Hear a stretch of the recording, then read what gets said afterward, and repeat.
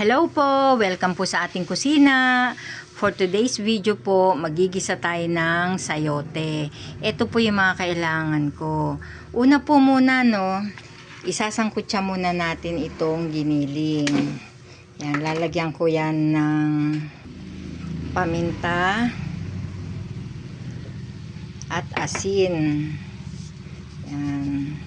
Ginagawa po natin yan para mawala ang lansa ng ating giniling. Yan, isasangkutsa lang po muna natin yan. Hanggang sa matuyuan siya at magmantika. Diyan po tayo magigisa ng ating bawang at sibuyas. Yan, pagluto na po ang ating giniling, dito po tayo magigisa ng ating bawang at sibuyas. Yan, unahin muna natin ang bawang. Igisa muna natin ang ating bawang.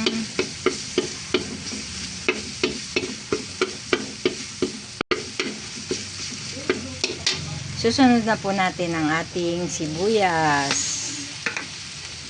Ayan. Igisa lang po natin yan ng mabuti.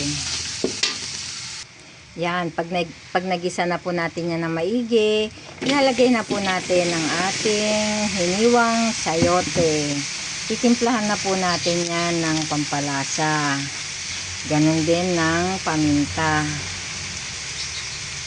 Yan. Lalagyan po natin yan ng konting tubig. Yan. Tapos haluin lang po natin siya.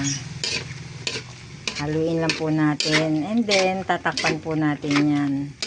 Para maluto ang ating gulay. Halu-haluin lang po natin yan. Para magpantay ang pagkaluto ng ating gulay. Yan. Kapag kulang po sa alat, pwede nyo po yan dagdagan ng patis.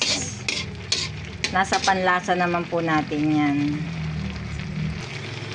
Yan. Mga 5 minutes pa ulit. Yan. Luto na ang ating ginisang sayote. Yan. Masustansya po ito mga kakusina. Lahat naman po ng gulay masustansya. Kailangan kumain po tayo araw-araw ng gulay. Yan. Pakainin rin po natin ang ating mga chikiting. Yan. Ito na ang ating ginisang sayote.